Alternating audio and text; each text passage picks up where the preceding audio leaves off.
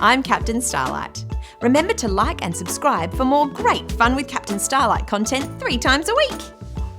This right here is an analogue clock, which is really just a fancy name for a traditional clock with 2 hands and 12 numbers around the outside. Clocks are great for knowing what time it is, how long something has taken, or my personal favourite, knowing when it's time for snacks. Oh, it's not time for snacks now? Oh, what a pity. Clocks can be found everywhere. On walls, strapped to adults' wrists, and even on the sides of old buildings. But how on earth do you tell the time on one? This is a clock. You may know already that there are 12 numbers on a clock, from 1 to 12, that represent 12 hours that make up exactly half a day. Despite what busy people say, there are 24 hours in a day, and every hour is 60 minutes long. There's a little hand to show you what hour it is, and a big hand for the minutes. If a clock was big enough, you could tell the time just by looking at the little hand. Sorry, big hand. Imagine the clock is a birthday cake cut into 12 slices, or pizza if you're not a sweet tooth.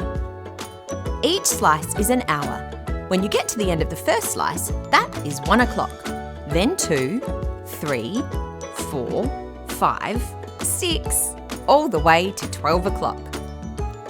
Whatever hour the little hand is on, that is what time it is. If the little hand is exactly in between 2 numbers, like 5 and 6, that means it's 5:30, or as fancy people might say, 5:30, because half of 60 minutes is 30. But let's not leave the big hand out. They might be big, but they have feelings too. The big hand helps us know how many minutes are left until it's time for the next hour to begin. We can see that the little hand is just past 1. Again, let us split the clock into a pizza of 12 slices. For the big hand, when you get to the end of the first slice, that's 5 minutes, then 10 minutes, then 15 minutes, then 20, then 25 minutes, all the way to 60 minutes that make up a full hour. So on this clock, the time would be 1:25. Once you reach 12 midday, the clock starts again. That's why it can be 7 o'clock in the morning when you get ready for school. But it can also be 7 o'clock at night when you might have dinner. A good way to tell if it is night or day is to look out of a window or ask an adult. Don't worry if it's a bit confusing to begin with. It was definitely tricky for me. And with just a bit of practice, you'll be an expert in no time. Let's practice now. The little hand is between the 7 and the 8, and the big hand is exactly on the 6. Thinking music, please.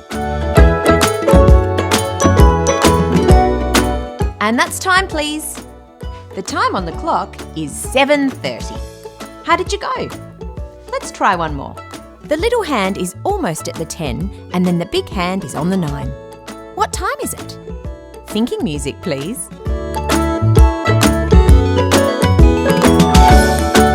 And the time is 9:45.